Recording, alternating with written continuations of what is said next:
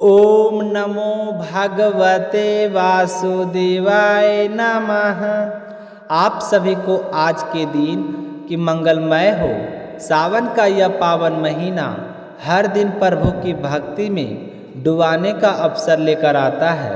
श्रीमद् भागवत पुराण का श्रवण इस काल में अद्वितीय फलदायी माना गया है। यह न केवल पापों का क्षय करता है बल्कि सहस्त्र गौदान का पुण्य भी प्रदान करता है। आज हम सावन मास की कथा का 22वां अध्याय सुनेंगे, जिसमें श्री कृष्ण की अनोखी लीला और भक्तों पर उनकी कृपा का सुंदर वर्णन है।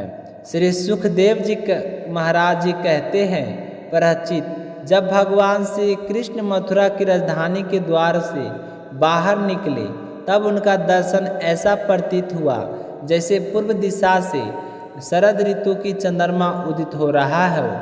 उनके सामले शरीर पर पीले रेशमी वस्त्र लहरा रहे थे। वक्ष स्थल पर वितवस्य चिन्ह दमक रहा था और गले में कौस्तुभ मणि का अद्भुत छटा चारों ओर प्रकाश फैला रही थी। उनकी चार भुजाएं, कमल सदृश नेत्र और मुख की कोमल मुस्कान सब मिलकर ऐसा दृश्य बना रही थी जिसे देखकर देवता भी मुग्ध हो जाए। इसी समय कल्यवान नामक एक शक्तिशाली योद्धा उन्हें देखकर दंग रह गया। नारद मुनि द्वारा बताए गए सभी दिव्य लक्षण उसमें विद्यमान थे, जिससे वह निश्चय कर बैठा कि यही वासुदेव है। परंतु जब कल्यवान युद्ध के लिए दौड़ा, श्री कृष्ण रणभूमि छोड़कर दूसरी दिशा में चले गए। ऐसा जान पड़ता था मानो वो युद्ध से भाग रहे हो। कल्यवान पीछे पीछे दौड़ता रहा, यह सोचकर कि अब मैं इन्हें पकड़ ही लूँगा। भगवान उसे एक दूरस्थ पर्वत की गुफा तक ले गए। गुफा में प्रवेश करते ही कल्यवान ने एक शांत पुरुष को गहन निद्रा में सोते पाया। भ्रमवश उसने सोचा कि श्री कृष्ण ही यह साधु भेष में सो रहे हैं और क्रोधवश उसने लात मार दी। वह पुरुष कौन था जिस व्यक्ति को कल्यवान ने लात मारी? वह कोई साधारण पुरुष नहीं बल्कि इक्ष्वाकु वंश के महाबली राजा मुचुकुंद थे। वे ब्राह्मणों के भक्त, सत्यनिष्ठ और देवताओं के रक्षक थे। देवताओं की प्रार्थना पर उन्होंने वर्षों तक स्वर्ग की सेनाओं की अगुवाई की थी। जब देवताओं को कार्तिकेय जैसा सेनापति मिला तब उन्हें मुचुकुंद से विश्राम लेने को कहा और वरदान दिया कि आपकी नींद में विघ्न डालने वाला कोई भी व्यक्ति आपकी दृष्टि पड़ते ही भस्म हो जाएगा। अब जब कल्यवान ने उन्हें जगाया तो उनकी दृष्टि मात्र से वह तत्काल भस्म हो गया। उसके बाद श्री कृष्ण ने अपनी दिव्य मूर्ति प्रकट की। श्यामला स्वरूप पीताम्बर, गले में वनमाला, श्री वत्स और कौस्तुभ को सुशोभित वक्ष स्थल, नेत्रों में अपूर्व करुणा और मुख पर अस्किंद मुस्कान।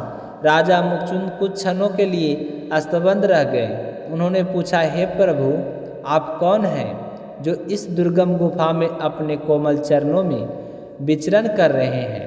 आपके तेज से यह अंधकार भी दूर हो गया है। क्या आप स्वयं अग्नि हैं, सूर्य हैं या देवादिदेव नारायण हैं? भगवान मुस्कुराए और बोले, हे राजन, मेरे जन्म कर्म और नाम अनंत है। ब्रह्मा की प्रार्थना पर मैंने यदुवंश में वासुदेव के पुत्र रूप में जन्म लिया है। मैंने अनेक अधर्मियों का विनाश किया है। कंस, प्रलव और यह कल्यवान भी उसी योजना का हिस्सा था। मैं भक्तों के लिए सदा उपस्थित रहता हूँ।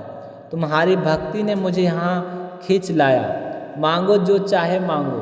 राजा ने कहा, प्रभु, मैंने अब तक संसार की माया में फंसे रहकर राज, स्त्री, पुरुष, धन आदि को ही सब कुछ मान लिया था, किंतु वह सब असत्य था।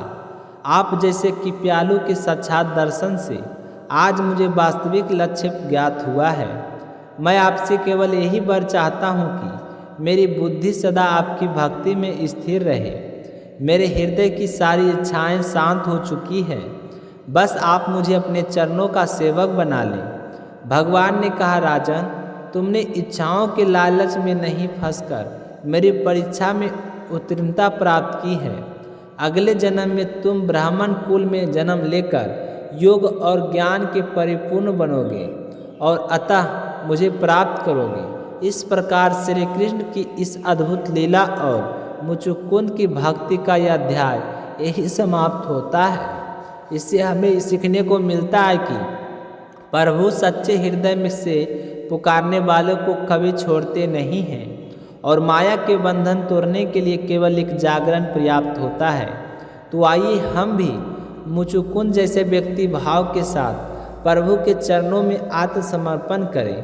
प्रेम से बोलिए श्री कृष्ण भगवान की जय हो, हरि बोल की जय हो। नारायण नारायण भक्तों, प्यारे भक्तों, अगर आपको ये कथा सुनकर पसंद आया होगा तो अभी अभी मीनू भक्ति चैनल को सब्सक्राइब जरूर कर लें, ताकि आने वाली कार्तिक मास, भादो मास और आश्विन मास की कथा इसी चैनल पर सबसे पहले आपको सुनने को मिलेगा। तो मिलते हैं अगली वीडियो में, तब तक अपना ख्याल रखिएगा। जय श्री कृष्णा, राधे राधे।